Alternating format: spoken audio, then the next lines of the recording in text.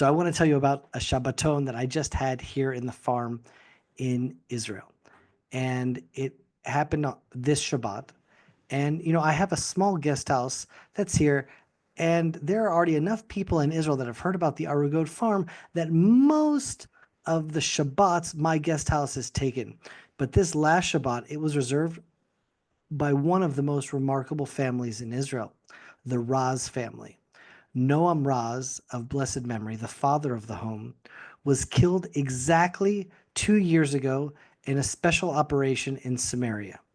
And he was a part of a elite unit, a professional soldier, one of the most elite units in the country, called the Amam, the best of the commandos in Israel. When they finish their military service and they want to continue in the top tier of the army, they all try to get into the Amam, and only a select few actually get in. And he was in, and he stayed in until his mid 40s. And he was more than just a warrior. He was really a hero of Israel. And the more I read about him and the more I hear about him, the more I saw his marvelous family, his wonderful wife, the more just astounded I was at how pure he was. And I'll tell you a story that his wife said just in passing. It was his birthday, a few days before he was killed. And she asked him what he wanted to do for his birthday. He was off from his military service. He packed a little bag with a portable gas stove with, you could make some coffee with it. He threw in a Bible to his bag and then took his wife off on a hike just around Samaria. And he was just so good, just goodness covered in goodness. He was pure, integral. He was what it really means to be holy. And so remarkable that they came to the farm on the Torah portion called Kedoshim, being holy. And they gave me a book about him. And it was just so inspiring. There was one sentence that really stuck out to me. And he said, if you have an empty glass, you still have a glass. And that's kind of a play off the way, if the glass is half empty, if the glass is half full, it's like, if you have an empty glass, there's still a glass. There's even what to think positively when the glass is totally empty. And aside from him doing daily physical training to stay in the most elite unit in Israel, he learned Daf Yomi. He learned a couple of chapters of the Bible every single day.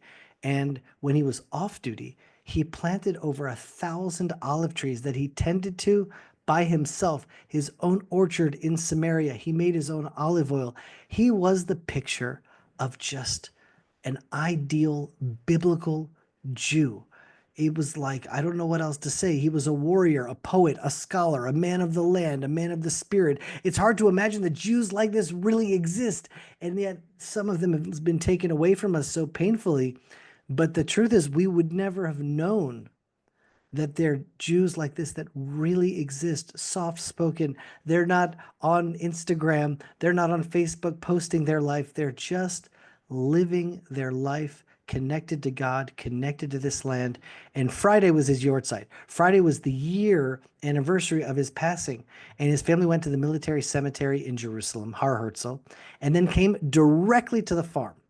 And when Tehillah saw his widowed wife, his 5 boys, and his little girl, she said they looked devastated from their trip at the cemetery. They were just so down. And she welcomed them and tried to love on them. And she showed them around and showed them our guest house.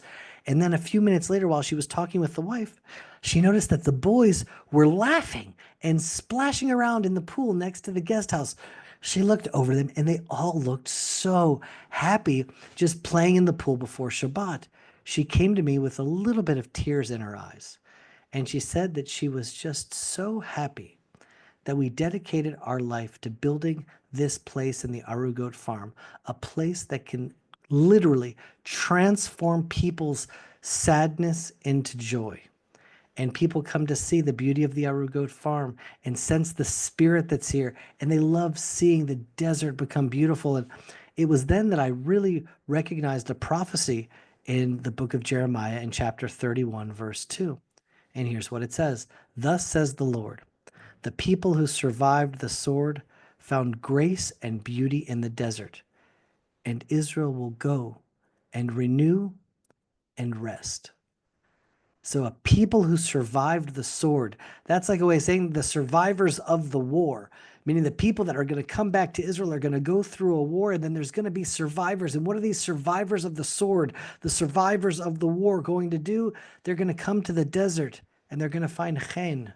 They're going to find grace and beauty in the desert, and they're just going to renew and relax and rejuvenate. And what can I say? I would never describe the nation of Israel in the land of Israel as a nation of survivors, the survivors of the war, survivors of the sword. But right now, after October 7th and after this war that never ends, this is a country that should be called the survivors of the war. And what will happen? Exactly what happened right now with these survivors who lost their father, but the survivors came to the desert, found grace and beauty here, and they just enjoyed themselves as they were renewing their soul and chilling out by the pool, laughing and having a good time. And the land itself was healing for them. And it's beautiful to see, because even in the midst of this war, we can't see prophecy come to pass. We can see the destiny of Israel unfold. We're entering into a new era where old ideas, how we used to see things, are going to be transformed forever. And I keep on thinking about Noam Raz, this amazing man. And as we're learning the Torah portion all around the world about Kiddushim, about holy, so God says, you should be holy because I'm holy. And I think that most of the people read the word holy and they think, well, that must mean you have to be separated because God is separated. You have to be special because God is special.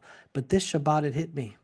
When we say Kadosh, Kadosh, Kadosh, Hashem Tzvaot Melo Kol Haaretz Kevodo, when we say that holy, holy, holy, the whole world is filled with God's glory, it means something different. It doesn't mean that we're just separate. It means holiness is wholeness. WHOLE. It means complete.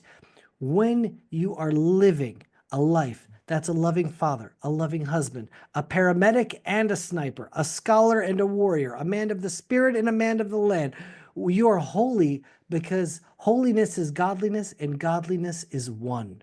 And the more whole you are, the more at one you are, the more complete you are, the holier you are. And entering into this new era, we're going to start changing the way the world lives,